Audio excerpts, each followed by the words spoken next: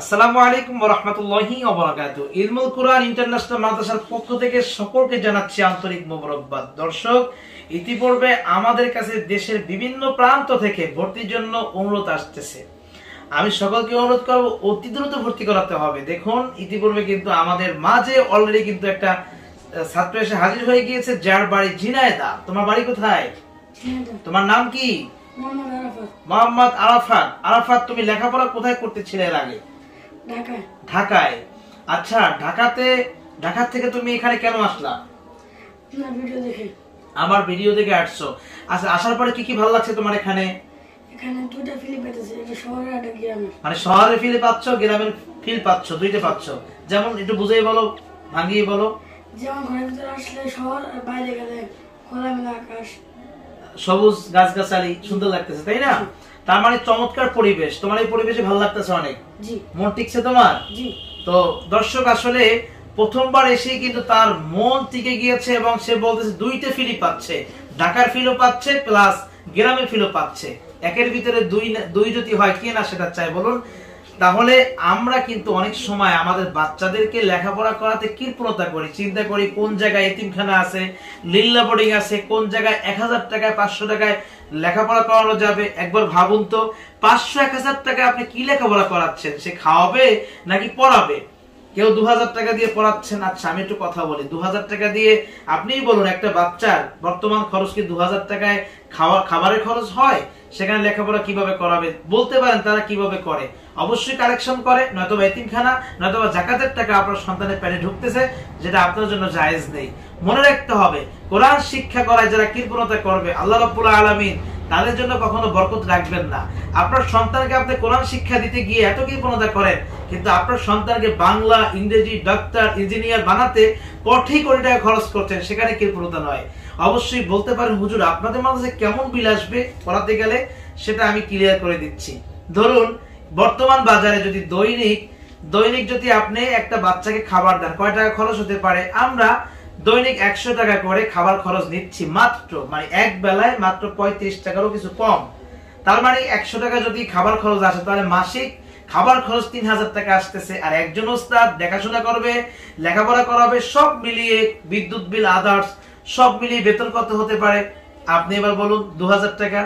যাক, যদি কেউ মনে করেন আমার একটু সমস্যা রয়েছে, সে আরো 500 টাকা কমিয়ে দেবেন, আলহামদুলিল্লাহ, কোনো অসুবিধা নেই। তবে আমি বলতেছি, আমি সব ক্লিয়ার করলাম, কিন্তু ভর্তি করাতে চাইলে অবশ্যই দ্রুত আপনাকে যোগাযোগ করতে হবে, কারণ এখন ডিসেম্বর মাস, আমাদের কোটা মাত্র 15 জন কোটা খালি রয়েছে। তার ভিতরে একজনকে আমরা তো অলরেডি পেয়ে গিয়েছি, এবং ইতিপূর্বে যে ফোনগুলো আছে তাদের উদ্দেশ্যে আমি বলেছি, আপনারা কিন্তু কনফার্ম করতে হবে ভর্তি করাবেন। আসতেছি হুজুর, জি হুজুর, এই দিচ্ছি, এগুলো বললে কিন্তু হবে না।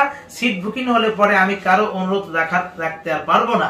তাই বিশেষ করে অনুরোধ করছি, আপনারা যারা ভিডিওটি দেখছেন তারা অতি দ্রুত প্রতিষ্ঠানে এসে সরাসরি সরজমিনে আপনারা এক কাপ চা খাবেন আর পরিদর্শন করে ভর্তি করিয়ে যাবেন। প্রয়োজনে 2 দিন পর সন্তানকে দিন, কিন্তু ভর্তি করাইয়ে যাবেন। আর নয়তো একসাথেই তাড়াতাড়ি নিয়ে আসতে হবে। আরেকটি কথা, সন্তানকে বাসায় বসিয়ে রাখবেন না, দেরি করবেন না, প্রতিষ্ঠানে দিয়ে দিবেন, নাহলে সন্তান নষ্ট হয়ে যাবে। যাই হোক, আমরা কত বছরের সন্তান ভর্তি করাচ্ছি সেটা তো, আপনার সন্তানের বয়স যদি 6 হয়, 6 থেকে নিয়ে 12-র ভিতরে যে সন্তানগুলো রয়েছে তাদেরকে আমরা ভর্তি করাবো। আর 12-র উপরে যদি সন্তান হয়, অবশ্যই তার হিফজ পড়তে হবে অথবা নাজারা কমপ্লিট থাকতে হবে। দর্শক, তাহলে কথা না বাড়িয়ে চলুন আমরা ভিতরের পরিবেশ দেখে আসবো, এবং আজকের আমাদের যে আরাফাত ঝিনাইদহ থেকে এখানে এসেছে তাকে সবার সাথে পরিচয় করিয়ে দেব। যাই হোক, তাহলে আরাফাত, তোমার কাছে ভালো লাগতেছে, তাই না? জি। আর চলো আমরা একটু তোমাকে, তোমার যে ভাইয়েরা আছে তাদের সাথে একটু পরিচয় করিয়ে দিই, যাতে করে তোমাকে দেখে শুনে রাখে। দেখছো আমাদের কতগুলো পুরস্কার, দেখো, এই দেখছো, এগুলো ভালো লাগে না? তুমি আগে যে মাদ্রাসায় পড়ছো, নাম তো ঢাকা, সেখানে কি এত কিছু ছিল? তারা কি পুরস্কার আনছে? হিফজুল কোরআন প্রতিযোগিতা একটাও? একটা পুরস্কারও আনেনি। কিন্তু অনেকে শুধু বলে ঢাকার মাদ্রাসা, চিটাগাংয়ের মাদ্রাসা, অনেক কিছু হাই সোসাইটি। আচ্ছা বলুন, ইলমুল কোরআন মাদ্রাসায় কি না আছে? এখানে কম্পিউটার, সিসি ক্যামেরা, বক্স, বড় মনিটর, বড় টেলিভিশন, ক্যামেরা, ডিজিটাল ক্যামেরা, এমন কিছু না এখানে না আছে, সবকিছু পেয়ে যাবেন একের ভিতরে। সন্তানকে আধুনিক প্রযুক্তিতে এবং আন্তর্জাতিক হাফেজ বানাতে ইলমুল কোরআন মাদ্রাসার বিকল্প কিছু আর হতে পারে না। তাহলে চলুন আমরা চলে যাচ্ছি ওকে একটু পরিচয় করিয়ে দেওয়ার জন্য।